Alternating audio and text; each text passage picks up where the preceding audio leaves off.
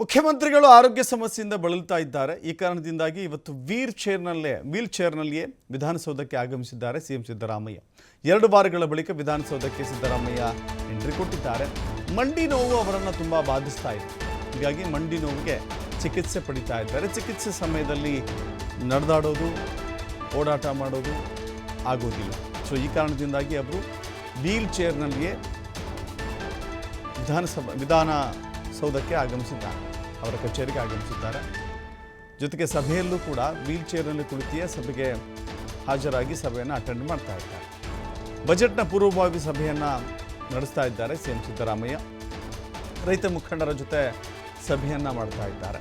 ವಿಧಾನಸೌಧದ ಸಮ್ಮೇಳನ ಸಭಾಂಗಣದಲ್ಲಿ ನಡೀತಾ ಇರುವಂಥ ಸಭೆಯಲ್ಲಿ ರೈತರ ಬೇಡಿಕೆಗಳು, ನಿರೀಕ್ಷೆಗಳು ಏನಿದ್ದಾವೆ ಅನ್ನೋದನ್ನು ತಿಳ್ಕೊಳ್ಬೇಕಾದಂಥ ಸಂದರ್ಭ. ಸಿಎಂ ಜೊತೆ ಚಲುವರಾಯಸ್ವಾಮಿ ಮತ್ತು ಕೆ ವೆಂಕಟೇಶ್ ಕೂಡ ಬಂದಿದ್ದಾರೆ.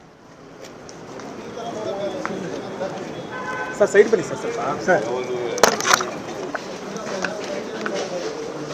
ಈ ಕಡೆ ತಗೊಳ್ಳೋ ಆ ಕಡೆ ಸರ್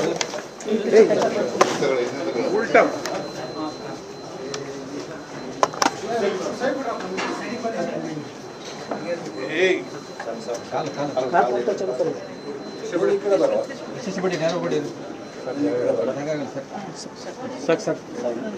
ಕ್ಲೋಸ್ ಮಾಡಿ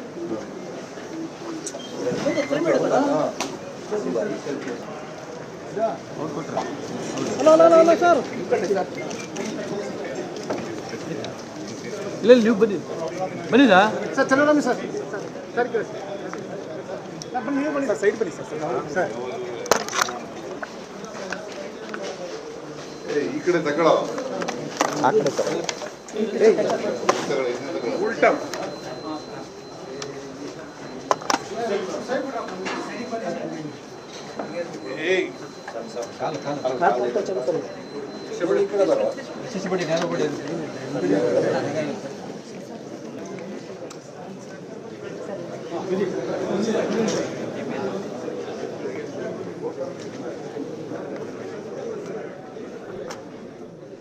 ಒಂದಷ್ಟು ಮಾಹಿತಿ ನಮ್ಮ ಪ್ರತಿನಿಧಿ LN ಸ್ವಾಮಿ ನೀಡ್ತಾರೆ. ಸ್ವಾಮಿ, ಗಮನಿಸ್ತಾ ಇದ್ದೀವಿ, ಮುಖ್ಯಮಂತ್ರಿಗಳಿಗೆ ಮಂಡಿ ನೋವು ಬಾಧಿಸ್ತಾ ಇದೆ, ಚಿಕಿತ್ಸೆ ಕೂಡ ಪಡಿತಾ ಇದ್ದಾರೆ. ಇತ್ತೀಚೆಗೆ ಅನೇಕ ಸಭೆ ಸಮಾರಂಭಗಳಿಗೆ ಹೋಗಲಿಕ್ಕೆ ಭಾಳ ಕಷ್ಟ ಆಗ್ತಾ ಇದೆ. ಹೋದರೂ ಕೂಡ ಈ ವೀಲ್ ಚೇರನ್ನೇ ಬಳಸ್ತಾ ಇದ್ದಾರೆ. ಇವತ್ತು ಮೊದಲ ಬಾರಿಗೆ ಐ ಥಿಂಕ್ ವಿಧಾನಸೌಧಕ್ಕೆ ಈ ರೀತಿ ಬಂದಿರೋದು. ಯಾವ ರೀತಿ ಸಭೆಗಳೆಲ್ಲ ನಡೀತಾ ಇದೆ, ಜೊತೆಗೆ ಪೂರ್ವ ಸಿದ್ಧತೆಯ ಭಾಗವಾಗಿ ಇವತ್ತು ರೈತರ ಸಭೆ, ಏನೆಲ್ಲ ಬೇಡಿಕೆಗಳು, ಆಕಾಂಕ್ಷೆಗಳು, ನಿರೀಕ್ಷೆಗಳನ್ನು ಇಟ್ಟುಕೊಳ್ಳಬಹುದು ಅಂತ ಹೇಳಿ. ಸತತ 2 ವಾರಗಳಿಂದ ಮಂಡಿ ನೋವಿನಿಂದ ಚಿಕಿತ್ಸೆ ಪಡೆದಿರುವಂತಹ ಸಿಎಂ ಸಿದ್ದರಾಮಯ್ಯನವರು ಇವತ್ತು ವಿಧಾನಸಭೆಗೆ ಬಂದಿರುವಂತದ್ದು. ಈಗಾಗಲೇ ಬಜೆಟ್ ಪೂರ್ವಭಾವಿ ಸಭೆಯನ್ನ ತಮ್ಮ ಕಾವೇರಿ ನಿವಾಸದಲ್ಲೇ ಅಧಿಕಾರಿಗಳು ಹಾಗೂ ಸಚಿವರ ಜೊತೆ ಸಭೆಯನ್ನು ನಡೆಸಿದ್ದಾರೆ. ಸಂಪೂರ್ಣವಾದಂತಹ ಒಂದು ಮಾಹಿತಿಯನ್ನು ಪಡಿತಾರೆ. ಇವತ್ತು ವಿಶೇಷವಾಗಿ ರೈತ ಮುಖಂಡರ ಜೊತೆ ಸಭೆ ನಡೆಸಿ ಅವರ ಒಂದು ಸಲಹೆ ಸೂಚನೆಗಳನ್ನ ಪಡೆಯೋದಕ್ಕೆ ಇವತ್ತು ಸಿಎಂ ಸಿದ್ದರಾಮಯ್ಯನವರು ವಿಧಾನಸೌಧಕ್ಕೆ ಬಂದಿರುವಂತದ್ದು. ಮಂಡಿ ನೋವು ಒಂದು ಕಡೆ ಆದ್ರೆ ಮಂಡಿ ನೋವಿನಲ್ಲೇ ಬಜೆಟ್ ಪೂರ್ವ ತಯಾರಿ ಸಿದ್ಧತೆ ನಡೀತಾ ಇದೆ. ಇವತ್ತು ಸಹ ಸಿಎಂ ಸಿದ್ದರಾಮಯ್ಯನವರು ವೀಲ್ ಚೇರ್ ನಲ್ಲೇ ವಿಧಾನಸೌಧಕ್ಕೆ ಆಗಮಿಸಿ ರೈತ ಮುಖಂಡರ ಜೊತೆ ಸಭೆಯನ್ನ ಮಾಡ್ತಾ ಇದ್ದಾರೆ. ಆ ಬಜೆಟ್ ನಲ್ಲಿ ರೈತ ಸಭೆಗೆ ಯಾವೆಲ್ಲ ಒಂದು ಯೋಜನೆಗಳನ್ನ ರೂಪಿಸಬೇಕು, ರೈತರ ಸಮಸ್ಯೆಗಳೇನಿದೆ, ಹೊಸ ಯೋಜನೆಗಳನ್ನ ಗುರುತಿಸಬೇಕಾದ್ರೆ, ಹೊಸ ಯೋಜನೆಗಳನ್ನ ಜಾರಿಗೆ ತರಬೇಕಾದ್ರೆ ಅವರ ಸಲಹೆ ಸೂಚನೆಗಳಿದೆ ಏನಿದೆ ಸಂಪೂರ್ಣವಾದಂತಹ ಒಂದು ಮಾಹಿತಿಯನ್ನ ಪಡಿತಾ ಇರುವಂತದ್ದು. ಜೊತೆಗೆ ಒಂದಿಷ್ಟು ಭರವಸೆಗಳನ್ನ ರೈತ ಮುಖಂಡರಿಗೆ ಕೊಟ್ಟಿರುವಂತದ್ದು.